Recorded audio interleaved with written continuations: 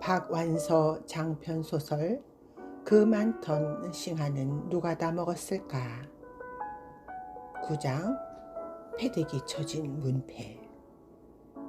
우리가 일본이 망했다는 걸 안 것은 느닷없이 한때의 청년들이 몽둥이를 들고 우리 집으로 쳐들어오고 나서였다. 그들은 저희들끼리만 희희낙낙 우쭐대면서 우지끈 뚝딱 우리 집 세간이며 문짝을 때려 부수기 시작했다. 우리 마을 청년도 한두 명 섞여 있는 듯 했지만 거의 모르는 얼굴들이었다. 그러나 그 고장 토박이인 큰 숙모는 거의 다 안면이 있는 듯 자네들이 벼랑간 환장을 했나? 도대체 이게 무슨 짓인지 영문이나 좀 알자고 몸을 사시나무 떨듯 하면서도 의젓하게 호령을 했다. 앞으로 나서진 못하고 뒤에 쳐졌던 박족골 청년이 잠시 피해 있는 게 좋을 듯 하다면서 일본이 망하고 우리나라가 해방이 됐다는 걸 우리에게 알려주었다. 그러니까 박적골에선 우리 집이 친일파 집으로 몰려 분풀이를 당하고 있는 것이었다. 벌써 몇 마을째 돌고 오는 길이라고 했다. 청년들은 그렇게 이 마을 저 마을을 돌면서 새를 불렸고 자기 마을 친일파 집을 때려부술 때는 그 마을 청년은 나서지 않고 뒤에서 구경만 했다. 몇십 년을 내리 한 우물의 물을 먹으며 경조사를 같이 해온 의리였다. 하필 그때 오빠도 개성에서 박적골에 당도했다. 세상이 헷가닥 바뀌었는데 박적골 쪽에선 아무런 소식도 없는지라 걱정도 되고 기쁨도 나누고 싶고 해서 달려온 모양이었다. 때려 부수고 있던 청년 중에는 오빠한테 반갑게 인사를 하는 이도 있었다. 그러나 아는 얼굴이 약간 머쓱해 한다고 해서 끝날 일이 아니었다. 그들은 의기가 충천했고 신들린 것 같았다. 튼튼한 대문짝까지 우직분 깨부수고 난 청년 중에 하나가 문패를 떼서 패대기를 쳤다. 내가 어려서부터 익히 봐온 할아버지의 문패였다. 할아버지가 돌아가시고 나서도 그 문패는 여전히 붙어 있었고 숙부도 오빠도 그 옆이나 밑에 다른 문패를 추가하지 않았다. 나는 뭐라고 목청껏 악을 쓰며 그 청년을 향해 돌진했다. 할아버지 서책으로 그릇을 만드는 걸 볼 때는 재미만 있었는데 문패를 패대기 치는 건 왜 그렇게 참을 수가 없었는지 모를 일이다. 난생 처음 보는 폭력의 장면이 하나도 무섭지가 않았고 사생결단을 하다가 죽어도 좋다고 생각했다. 아마 오빠만 아니었다면 누구 한 사람 물어뜯기라도 하고 나서 기함을 하고 나자빠졌을 것이다. 그보다 훨씬 어렸을 때이긴 하지만 자신도 제어할 수 없는 성깔 때문에 기함을 한 일이 덜어 있었다. 오빠가 나를 질질 끌다시피 해서 집 뒤를 돌아 뒷동산에 올랐다. 숙모와 할머니가 땅을 치며 통곡을 하고 청년 중의 상당수는 고정하시라고 그들을 달래느라 쩔쩔매는 걸로 보아서 사람을 해칠 것 같지는 않았다.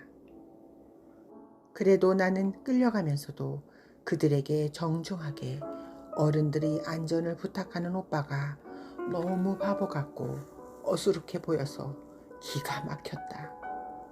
나는 뒷동산에 끌려가서도 오빠에게 마구 대들었다. 우리가 어째서 친일파냐? 우리는 창씨개명도 안 했지 않느냐? 똥 묻은 개가 겨우 묻은 개를 나무라도 분수가 있지. 도쿠야마, 아라이, 기무라, 그들이 뭐가 잘났다고 감히 반남 박씨집을 때려 부수냐는 게 내 항변이 대강의 이요지였다. 오빠는 노한 청년들이 제풀에 물러날 때까지 속수무책으로 우리 집이 망가지는 걸 바라보면서 한편 내 어깨를 다독거리며 내 생각이 옳지 않다는 걸 알아듣게 하려고 애썼다. 내가 막무가내로 내 생각만 옳다고 주장했기 때문에 오빠가 하도 여러 말을 해서 자세한 것은 생각나지 않지만 도쿠야마, 아라이들이 당한 건 박해요, 순환이요, 치욕이지만 우리는 그동안 편안히 특혜를 누려왔다는 요지였다. 오빠는 그게 너무도 부끄러워 얼굴을 들 수가 없다고 했다. 저렇게라도 분풀이를 당했으니까 마을 청년 보기가 좀 덜 부끄러울 것 같다고도 했다. 나는 이윽고 조용하고 비통해졌다. 오빠한테 설득을 당해서가 아니라 헛된 분노 끝에 오는 허탈감 때문에 그랬고 상처투성이가 된 우리 집 때문에도 그러했다. 우리는 그 집을 얼마나 사랑했던가. 오빠가 내 속을 알아차렸는지 실컷 울다가 내려가자고 했다. 그날 우리 집이 당한 것은 깊은 원한이 사무친 조직적인 폭력이라기보다는 갑자기 억압이 풀리면서 억눌렸던 힘들이 그렇게 분출한 일종의 축제 행사였던 듯하다. 몇 마을을 더 돌고 나서 제풀의 진정이 되었고 망가진 문짝과 세간살이들이 다시 몸담고 살 수 있을 만큼 수습되기까지는 마을 사람들이 위로와 협조가 컸다. 청년단이니 자위대니 좌익이니 우익이니 하는 정치적인 색깔이 사람들의 심성을 혼란스럽게 하기 전의 일이다. 숙부는 소문대로 소실의 집에서 세상의 변화를 관망하다 돌아와 그 지경이 된 집안 꼴을 보고는 몇 달 전에 노무부장만 안 됐더라도 이런 일까지는 안 당했을 걸 하고 말했다. 그 자리는 악명 높은 자리였지만 피할 길이 없었다고 했다. 이제 와서 돌이킬 수 없는 일을 후회나 하고 있는 숙부보다는 문짝에 못이라도 하나 쳐주는 마을 사람들이 훨씬 더 의지가 되었다. 그때로 먹고 살던 이가 그걸 못하게 되면 무능력자나 다름이 없었다. 박적골 집에 불화의 기운이 돌고 나쁜 일은 엎친 데 덮친다고 올케가 기어코 각효를 했다. 오빠가 올케를 데리고 서울로 갔다. 엄마와 나는 남산동 집도 비워둘 수가 없고 다시 서울로 이사갈 준비도 해야겠기에 급히 개성으로 돌아왔다. 새방을 얻어 임시 거처를 마련했던 작은 숙부네는 거칠 것이 없어 오빠 뒤 미쳐 서울로 떠났다. 작은 숙부는 장사하기 좋은 세상이 될 것 같다면서 돈 벌 희망에 부풀어 있었다. 엄마는 오빠와 올케가 황급히 떠난 남산동 집을 지으면서 말끝마다 한숨이요 눈물이었다. 세가는 그때까지도 안 들어와서 신혼살림다운 아기자기한 볼거리는 아무것도 없었다. 그럴싸해서 그런지 쫓기는 사람들이 잠시 몸을 숨겼다가 도망친 자리처럼 두서없이 어수선한 가운데 두 사람의 절박한 마음이 잡힐 듯 했다. 그리고 꿈에 나오느니 그저 한약, 생약 등 약보따리였다. 한 뼘도 넘게 큰 진에 말린 것도 징그러워 죽겠는데 거기서 다시 벌레가 난 것을 수습할 때 엄마는 얼굴색이 바래면서 손을 덜덜 떨었다. 내가 이 꼴을 보려고 아들을 길렀단 말인가? 한숨 짓는 엄마를 보면서 나도 오빠를 잘 이해할 수가 없었다. 오빠는 누구보다도 올케의 병세에 대해 잘 알고 있었을 텐데 병을 고쳐가지고 결혼을 할 생각은 안 하고 꼭 무엇에 쫓기듯이 그 병에는 가장 해롭다는 결혼 먼저 서두를 게 뭐였을까? 엄마도 나도 그 까닭은 끝내 모르고 말았지만 세상의 누가 돌연 젊음을 엄습하는 운명적이고도 무분별한 정열에 대해 안다고 말할 수 있을까? 본인도 아마 숨기고 싶어서가 아니라 설명할 수가 없어서 말하지 않았을 것이다. 개성에 처음 주둔한 외국 군대는 미군이었다. 그들이 주둔할 때 구경을 나가보고 그 자유분방한 행진에 놀랐다. 껌을 쩌덕쩌덕 씹기도 하고 여자들에게 눈도 찡긋찡긋하고 어린이를 번쩍 안아보기도 했다. 도대체 군기라는 게 없는 군대 같았다. 한 길가마다 담벼락마다 벽보가 붙기 시작한 것도 그 무렵부터였다. 자유니 민주주의니 인민이니 하는 말은 생전 처음 들어보는 경이로운 말이었다. 친일파 매국노를 처단하자는 구호도 많았고 누구누구 절대 지지, 누구누구 결사반대라는 의사표시도 난무했다. 올케는 서울 세브란스 병원에 입원했다고 했다. 집이 팔리는 대로 빨리 서울로 올라오라는 기별이 왔다. 엄마가 한번 서울 다녀와서 더욱 서둘렀다. 올케의 친정어머니가 와서 간호를 하고 있는데 연로해서 차마 못 보겠고 우리 식구인데 우리가 간호를 해야 하지 않겠느냐는 것이었다.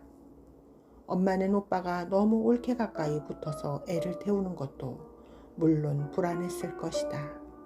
우리가 올케 문제에만 골몰해 있는 동안 작은 숙부는 혼란기의 서울에서 마음껏 수완을 발휘하는 것 같았다. 자기는 아는 일본 사람 가옥을 한 채 접수해서 살게 됐으니 우리가 집 사는데 보태줄 수가 있을 것 같다면서 헐값에라도 남산동 집을 팔고 어서 올라오라고 재촉이 성화 같았다. 집이 팔릴 무렵이었다.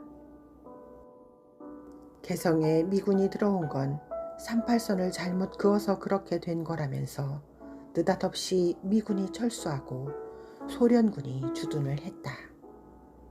미군이 진주하기 전부터도 개성엔 미군이 들어올지 소련군이 들어올지 예측할 수가 없을 만큼 38선이 아슬아슬하게 지나가고 있다면서 과연 어느 쪽이 들어오는 게 유리할까? 흥미롭게 예상도 하고 논쟁도 하는 소리를 여러 번 들었지만 38선이란 추상적인 선이 현실적으로 어떤 구속력을 갖게 될지는 아무도 몰랐다. 들어올 때와는 달리 미군은 소문도 없이 사라지고 소련군이 주둔을 하자 세상이 갑자기 흉흉해졌다. 다와이라는 말이 유행을 하면서 시장이 다와이를 당했다. 밭의 채소도 다와이를 당했다. 여자들까지 다와이를 당했다고 난리였다. 외국 사람들은 우리나라 여자의 얼굴만 보고는 늙고 젊고를 분별 못해 늙은 여자까지 겁탈을 한다고도 했고 시계만 보면 빼앗아 차는지라 어떤 군인은 팔목에서부터 팔뚝까지 10개도 넘는 시계를 차고 다닌다고도 했다. 엄마는 워낙 근심이 많아서 그러했겠지만 그런 공포 분위기에 대체로 무관심했다. 너무들 오도방정을 떤다는 식으로 말했다. 집에선 철길이 가까웠다. 철길을 타고 걸어서 북쪽에서 남으로 내려오는 사람들의 행렬이 날마다 그 수요를 더해갔다. 아직 38선 통행이 자유로울 때여서 자유를 찾아 남하하는 이북 사람도 생겨나기 전이었으니까 징용이나 가난에 쫓겨 만주 등지에 흩어져 있던 동포들이 고향으로 돌아오는 길이었다. 소련군이 진주하고 나서는 웬일인지 개성에서 남으로 가는 기차는 끊긴 상태여서 그렇게 걸을 수밖에 없는 거였다. 개성까지도 운수 좋으면 타고 여의치 않으면 걸어서 온 듯 모두 지치고 배고파 보였다. 철도편이 엉망이 돼 있었다. 서울역까지 가려면 봉동역까지 걸어가서 기차를 타야 한다고 했다. 징용이나 징병으로 남편이나 아들을 빼앗긴 가족들이 철길에 나와 온종일 지나가는 사람을 살펴보기도 하고 붙들고 어디서 언제 떠나오나를 묻기도 하는 광경도 종종 볼 수 있었다. 그렇게 밀려오는 군중 속에는 일본인들도 상당수 섞여 있었다. 말을 붙였다가 일본 사람인 걸 알면 고생에 싸다고 욕을 하거나 침을 뱉는 사람도 있었다. 그러나 그때 해방된 조국으로 돌아오는 우리 동포들의 고생이 쫓겨가는 일본 사람의 고생에 비해 조금이라도 덜한 건 아니었다. 갈피를 잡을 수 없이 혼란스러운 시기였다.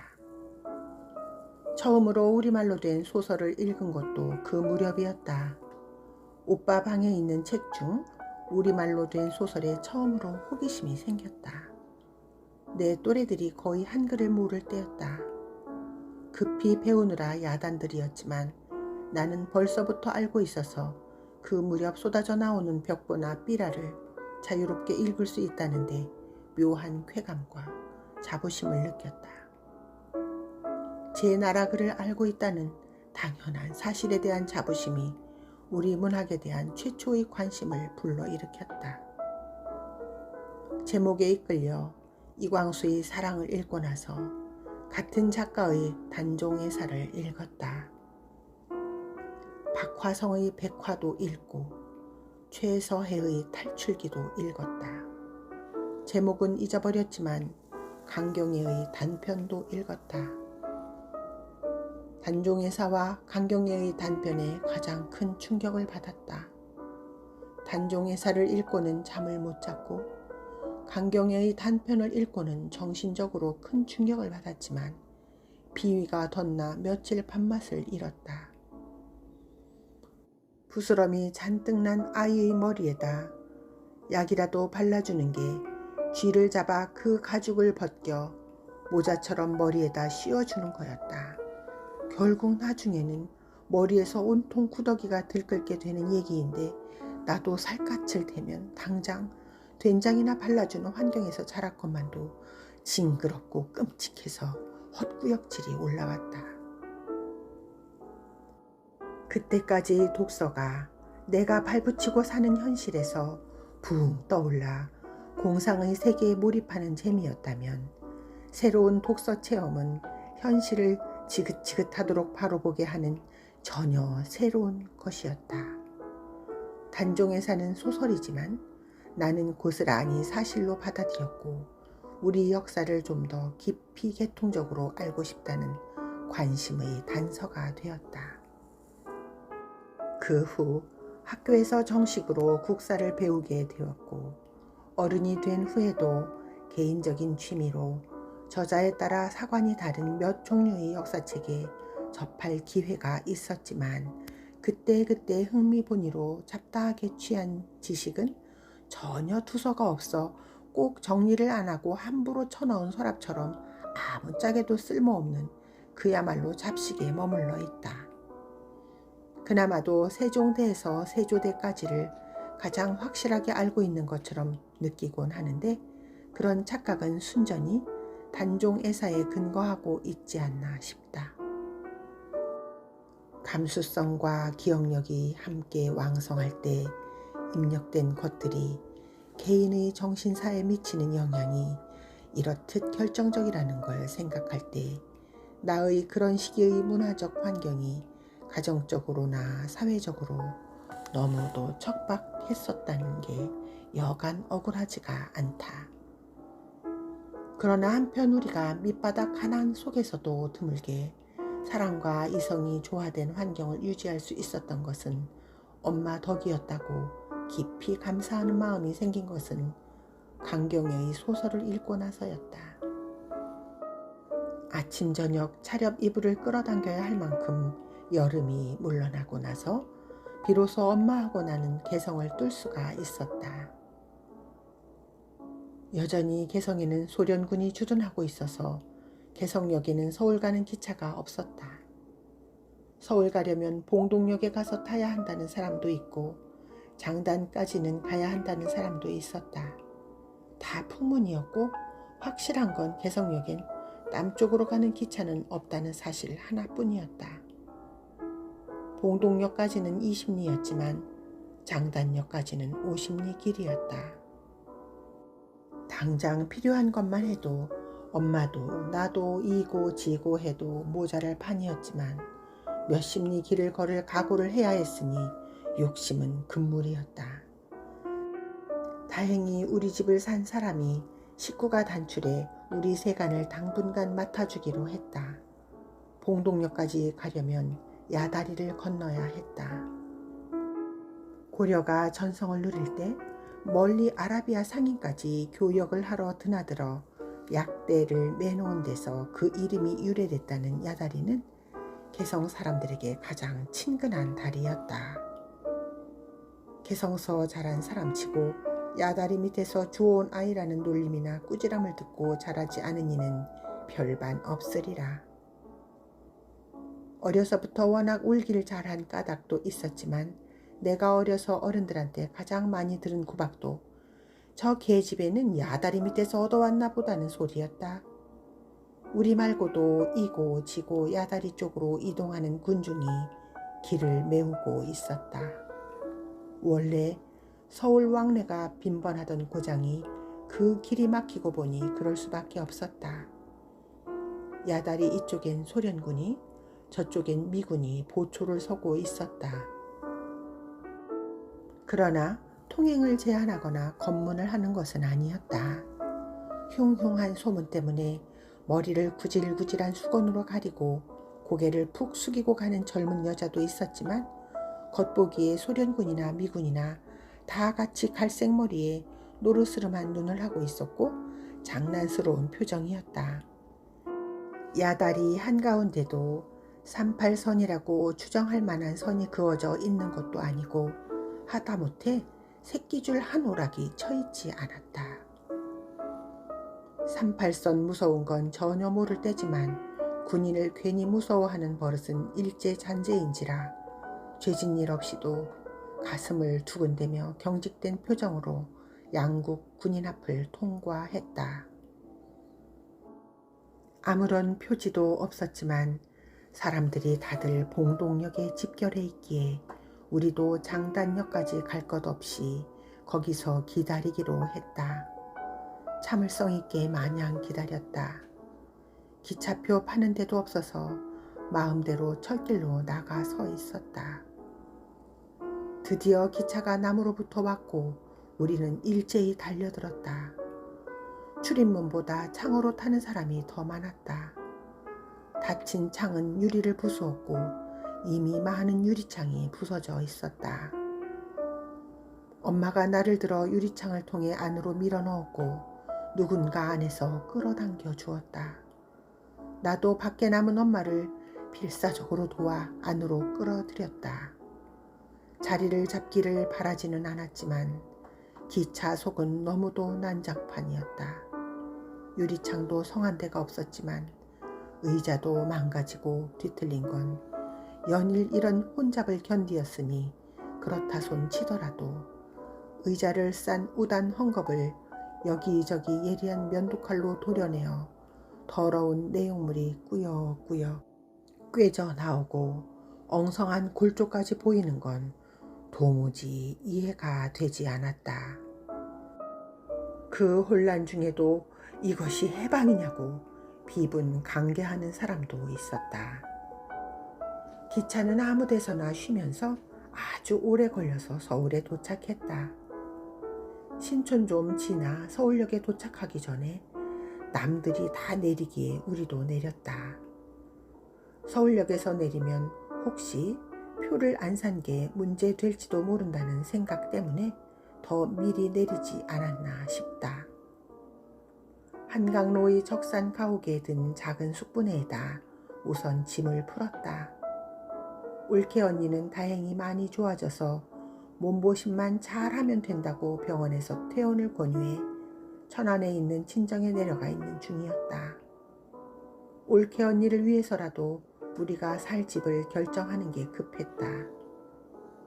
숙부네는 늘 동경하던 2층 집이었지만 도무지 정이 붙지 않고 바늘방석에 앉은 것처럼 불안했다. 일본 사람들이 쓰던 물건이나 가옥은 다 국가에 귀속될 적산이니 행여 돈 주고 사고 팔거나 연고권을 주장하지 말고 고스란히 버리고 가도록 내버려 둬야 한다는 건 신문 사설이나 군정청의 경고문을 통해 너무도 잘 알고 있었기 때문에 거기 산다는 게 위법 행위처럼 창피하고 싫었다. 오빠는 더 했고 그게 작은 숙부와 우리의 다른 점이었다. 그러나 대부분의 적산 가옥은 약삭빠른 사람들이 다 차지해서 그로 인해 서울의 집값이 가장 쌀 때였다. 우리는 개성집 한 돈에다 작은 숙부가 보태준 돈을 합해 당시에도 서울서 가장 집값이 비싸다는 광화문 근처 신문로에다 집을 샀다.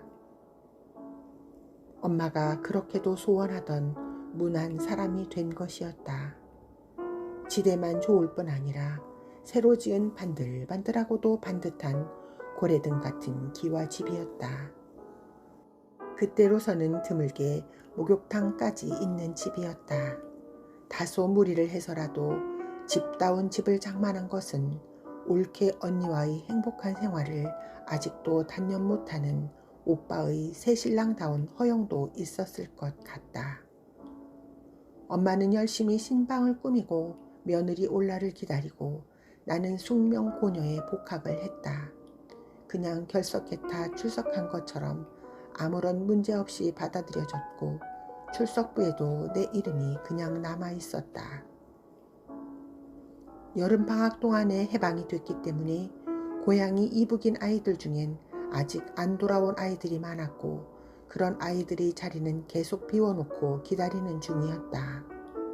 나는 그동안에 나에게 일어난 일의 부피와 세월의 부피를 착각하고 있었기 때문에 내가 겨우 한 학기 동안 결석하고 돌아왔다는 걸 믿을 수가 없었다. 달라진 건 아무것도 없었다. 일본인 교장 선생님과 선생님들이 안 보이는 건 당연했지만 일본어를 가르치던 국어 선생님이 그냥 우리말의 국어 선생님으로 눌러앉아 있는 건 잘 이해가 안 됐다. 우리가 입학할 때 학제로는 중학교에 해당하는 기간을 고등학교라고 불렀는데 고등학교 2학년짜리가 각야 거기어부터 배우느라 법석이었다. 선생님들한테 야단을 맞아가면서도 어려운 의사소통은 을의 일본말이 튀어나왔고 교과서 외의 읽을 거리는 거의 일본의 소설류 아니면 일본말로 된 번역물이었다. 나도 신문로 집에서 처음으로 문학전집을 한 질 가질 수 있게 되었다. 일본 신조사에서 나온 38권짜리 세계 문학전집은 내가 갖기를 꿈꾸던 책이었다. 어느 날 오빠가 나를 위해 그걸 들여놔 주었는데 물론 일본 사람이 버리고 간 헌책이었다. 일본 사람들이 헐값으로 팔거나 버리고 간 책들이 일용 잡화와 함께 길거리 노점에 범람할 때였다. 아무리 책이 흔해졌다고 해도 그 문학전집이 내 것이 됐다는 것은 꿈만 같았다. 그러나 어디서부터 불어넣어진 생각인지 그 전집은 처음부터 끝까지 모조리 독파를 해야 된다는 사명감 같은 것을 가지고 있었기 때문에 상당히 부담스럽기도 했다. 코바디스나 몽테크리스토 백작 같은 것은 깨가 쏟아지게 재미가 있었지만 신곡이나 파우스트는 그런 맹목적 사명감이 아니었더라면 도저히 못 읽겠는 난해한 것이었다. 그러나 그렇게 억지로 읽은 걸 결코 잘했다고 생각하지는 않는다. 무슨 뜻인지 이해도 못하고 하여튼 읽긴 읽었다고 생각했기 때문에 다시는 안 읽었고 누가 그런 걸 좋다고 하는 소리를 들으면 정말 알고 그럴까? 열등감 반, 의심 반으로 받아들이니 말이다. 세계 문학 전집을 갖게 되고 나서 뒤미처 톨스토이 전집도 갖게 되었다. 역시 오빠가 헌 책방에서 보고 사다 주었는데 갈색 표지의 장정이 하도 엄숙하여 도저히 읽어낼 것 같지 않은 인상부터 받았다. 그러나 안나 까레리나 전쟁과 평화, 부활 등 톨스토이의 중요한 장편들은 그 후 오랫동안에 걸쳐서이긴 하지만 여러 번 거듭해서 읽고 또 읽은 나에게 매우 중요한 문학이 되었다. 아무리 재미가 있어도 그렇고 어려워서 잘 이해가 안 돼도 그렇고 한 번 읽은 걸 또 읽는 성질이 아닌데 그것들만이 예외였던 것은 처음엔 어려워서 잘 이해가 안 되면서도 뭐가 있긴 있는 것 같아 또 읽다가 차츰 재미를 느끼게 되고 무엇보다도 성격 묘사의 묘미에 최초로 매료당했기 때문이라고 생각한다. 그리고 다시금 우울해진 집안 분위기도 집중적으로 독서를 할 수밖에 없는 환경적 요인이 되었다. 엄마와 오빠가 그렇게 정성을 다해 올케 언니를 맞을 준비를 했음에도 불구하고 올케가 신문로 집에서 새색시 흉내라도 내본 것은 한 달도 안 됐다. 올케 친정에선 그때까지도 세간을 보내오지 않았다. 엄마는 약간 남 부끄러워하는 마음이 있으면서도 드러내놓고 그런 눈치를 보이진 않았다. 불길한 것이긴 하지만 지피는 게 있어서 꾹 참고 있었는데 그러길 참 잘한 일이라고 엄마는 훗날 말하곤 했다. 올케의 친정에서는 우리보다 딸의 병세를 훨씬 더 심각하게 여기고 있었고 잘못했을 경우 올케의 유물이 너무 많은 것도 안 좋다는 생각까지 했을지도 모른다.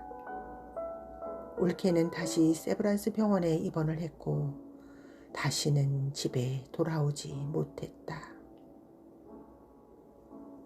어느 날 새벽 통곡 소리에 깨어났다. 병원에서는 마음대로 울지 못하다가 대문간을 들어서자마자 통곡을 터뜨린 엄마와 올케의 친정어머니였다. 올케의 친정어머니는 실컷 울자리를 찾아 사돈집까지 따라온 것이었으니 그 통곡의 처절함은 말에 무엇하랴. 나도 대강은 예상하고 있었지만 마음이 이루 말할 수 없이 아팠다. 그 나이에 어떻게 죽을 수가 있을까. 내가 몸담은 사랑이 충만한 세계가 깊이 모를 나락으로 함몰돼 가는 듯한 공포를 맛보았다. 그들이 결혼한 지 1년도 안 된 해방된 지 이듬해 봄이었다. 그동안 오빠와 엄마는 눈물 겹도록 지극한 정성을 다했다. 우리 집안에서는 오빠의 건강을 생각해서 엄마한테 어쩌자고 두 내외를 떼어놓지 않고 모자가 같이 엎드려져 그 유난을 떠느냐고 염려도 하고 비난도 하는 소리가 높았다. 그러면 엄마는 애저녁에 못 떼어놓고 이왕 우리 식구 된 거 내 자식에게 할 수 있는 것과 똑같이 해주고 싶다고 말하곤 했다. 올케도 눈을 감기 전에 그걸 엄마에게 깊이 감사하고 떠났다고 한다. 엄마의 그런 면은 나도 전혀 예상 못한 새로운 면이었고 엄마를 존경스럽고도 자랑스럽게 여길 수 있는 중요한 계기가 되었다. 그러나 한편 꽤 철난 후까지도 폐결핵을 동경하고 미화하는 버릇을 못 버린 것은 올케가 그런 유별난 사랑을 받았기 때문이 아닌가 싶다. 언제고 폐결핵을 앓는 남자와 열렬한 사랑을 해보고 싶은 게 내가 사춘기에 꿈꾼 사랑의 이해감이었다.